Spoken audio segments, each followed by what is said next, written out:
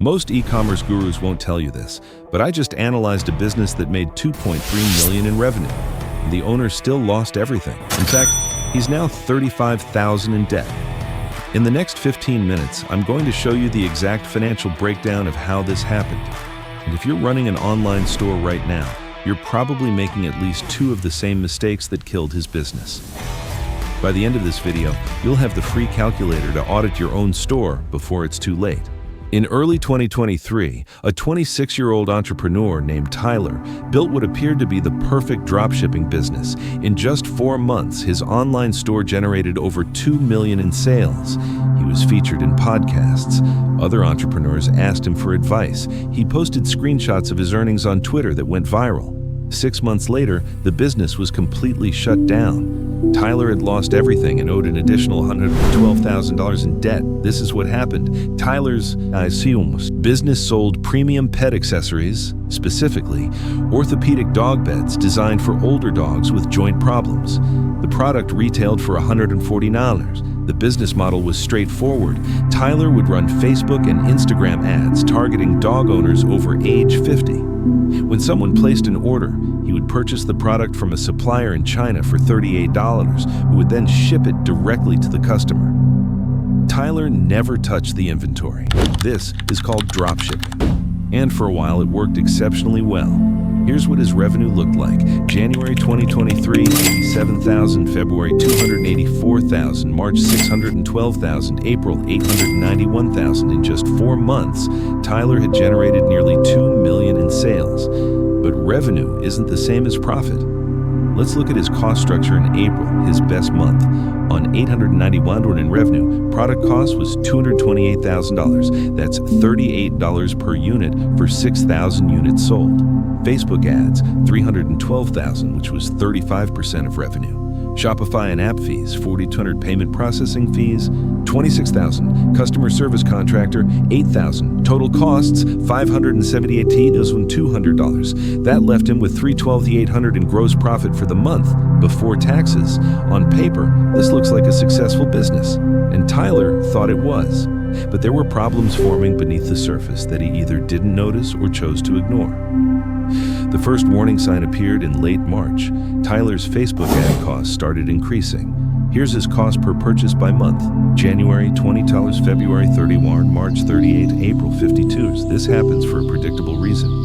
When you run the same ads to the same audience repeatedly, the audience becomes saturated. People see your ad multiple times and stop clicking. Facebook then has to show your ads to less interested people, which costs more per conversion. Tyler's solution was to spend more money on ads to maintain his sales volume. In April, he spent over $300,000 on advertising, a 52% increase from March, but his revenue only increased by 46%. The second warning sign was his return rate.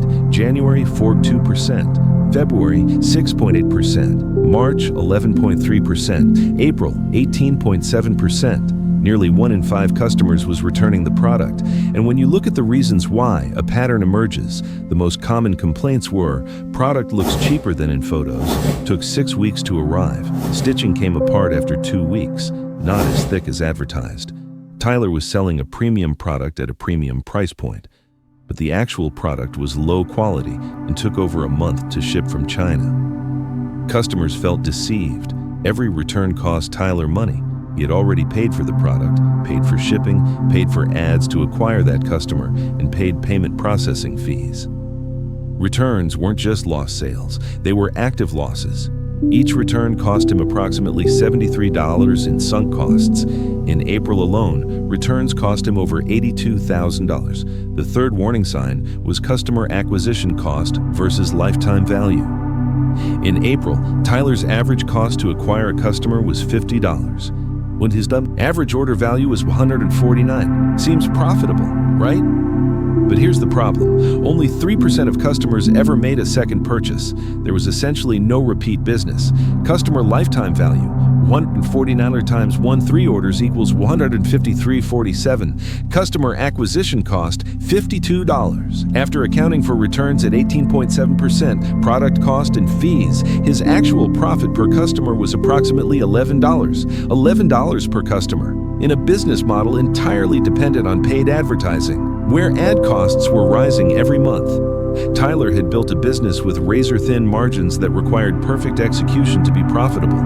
And perfect execution wasn't sustainable. In May, everything fell apart. May revenue, $427,000, a 52% drop from April. Tyler's Facebook ad account was suddenly restricted due to too many customer complaints about shipping times and product quality. For 3 days, he couldn't run any ads at all. When the account was reinstated, his ad costs had increased dramatically. His cost to acquire a customer in May was $78. His product sold for $149. After product cost, shipping, fees, and returns, he was making about $4 per sale. But the real disaster was about to hit. In early June, Tyler's Chinese supplier informed him that their manufacturing costs had increased and they needed to raise prices from $38 to $56 per unit, a 47% increase. At $56 per unit, with ad costs at $78 and all other expenses, Tyler was now losing money on every single sale. He was losing $7 per transaction. The more he sold, the more he lost. Tyler had two options: raise his prices or stop advertising. He tried both. He raised his price to $199. Conversion rates immediately dropped by 64%. The higher price triggered more customer skepticism, especially given the existing reviews complaining about quality. He then tried pausing ads and focusing on organic social media. But he had no organic presence. His Instagram had 400 followers. His email list was small and rarely engaged. June revenue, $63,000 an EO, 85% decline from April. Tyler was now facing a different problem: outstanding orders. He had over 800 unfulfilled orders from May that were stuck in shipping. Customers were demanding refunds. Chargeback requests were flooding in. His Shopify account was at risk of being suspended. And because he was dropshipping, he had no control over shipping times or product quality. He was entirely dependent on a supplier who had just raised prices and was now taking even longer to fulfill orders due to their own production issues. Tyler spent June issuing refunds and dealing with customer service disasters. Each refund meant he lost not just the sale, but also the ad spend he'd used to acquire that customer in the first place. In June, he refunded $47,000. By July, Tyler's Shopify account was suspended due to excessive chargebacks. His Facebook ad account was permanently banned. His business was effectively over. Total revenue, January to July, $14,000. Total costs, $89,000. Total profit, $225,000. Taxes owed, $78,750. Outstanding debt from refunds and supplier payments, $112,000. Net result, Tyler personally owed approximately $195,000 after subtracting the profit he'd made, leaving him with an actual loss of about $35,000. He generated over $2 million in revenue and ended up owing money. Tyler's business failed for 3 fundamental reasons, and all 3 were entirely preventable. Reason 1, unsustainable customer acquisition. Tyler built his entire business on a single traffic source: Facebook ads. When ad costs increased and his account was banned, he had no backup plan. No email list, no organic presence, no alternative channels. Any business that depends entirely on paid advertising is not a business, it's a rental agreement. And when the landlord raises the rent or evicts you, you're done. A sustainable e-commerce business typically gets traffic from multiple sources: paid ads, organic search, email, social media, affiliates. Tyler had none of these, except paid ads. Reason 2, no control over product quality or fulfillment. Dropshipping works when you have a reliable supplier and a product that meets customer expectations. Tyler had neither. He was selling a premium-priced product that was low quality and took weeks to ship. Industry average return rate for e-commerce, 7% to 8%. Tyler's return rate, 18.7%. That's not a business problem. That's a product problem. When you dropship, you're putting your brand reputation in someone else's hands. And when they fail, you fail. But you're the one dealing with angry customers. Reason 3, chasing revenue instead of profit. Tyler focused on growing revenue as quickly as possible.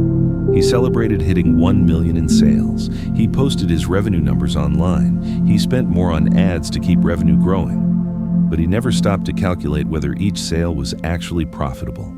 Here's what his actual profit margin was each month.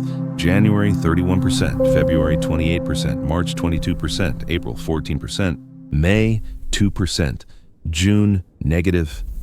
His margins were shrinking every single month, but because revenue kept growing, he thought the business was succeeding. By the time he realized profit was what mattered, it was too late. This is an extremely common mistake. Revenue is a vanity metric. It tells you how much money moved through your business, not how much you kept. Tyler generated $2.3 million in revenue and personally lost money. Now, you might be wondering why Tyler's story matters beyond just one failed business. The answer is simple. Tyler isn't an outlier. He's the norm. According to industry data, 90% of e-commerce businesses fail within the first 120 days. The dropshipping industry has a failure rate of 95%, and the reason these businesses fail is almost always the same. They chase revenue instead of building sustainable unit economics. The e-commerce industry has three massive problems that cost entrepreneurs billions of dollars every year. Problem one, the revenue illusion. Entrepreneurs don't understand the difference between revenue and profit. They see course creators posting screenshots of six-figure months and assume that means six figures in the bank. Tyler made $2.3 million in revenue. His actual take-home was negative $35,000. This story shows you exactly how to calculate your real profit margins before you scale. It shows you which costs to include that most people forget: returns, chargebacks, customer service, rising ad costs. If you're running an e-commerce store right now, you can use Tyler's cost structure as a template.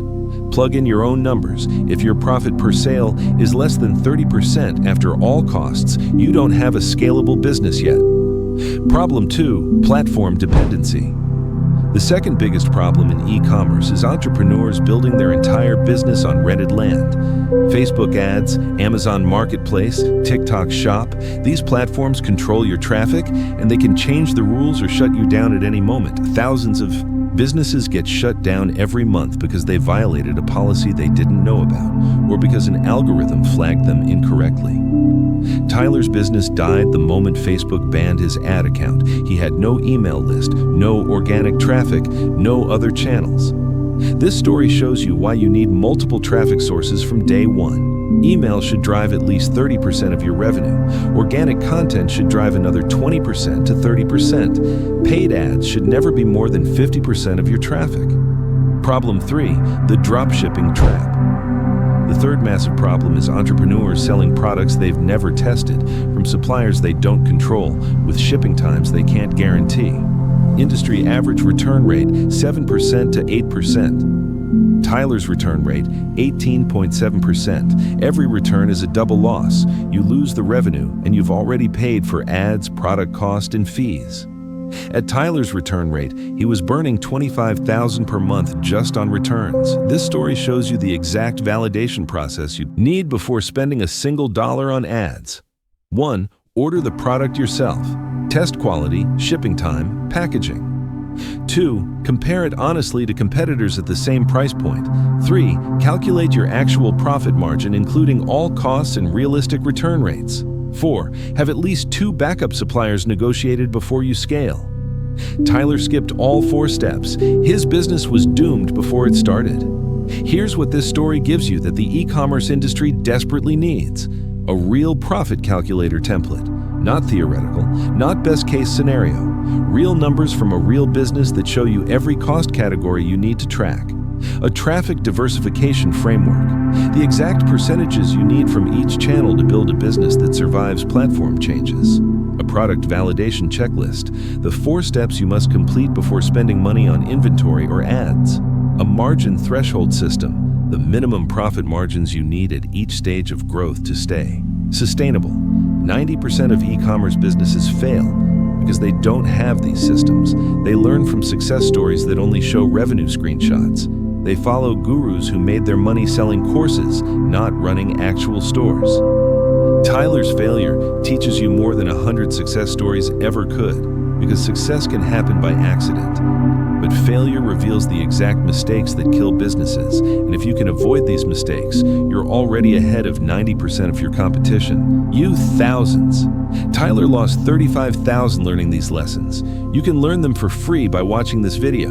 Leave a comment with suggestions for the next business autopsy. And if this analysis helped you avoid a costly mistake, let me know.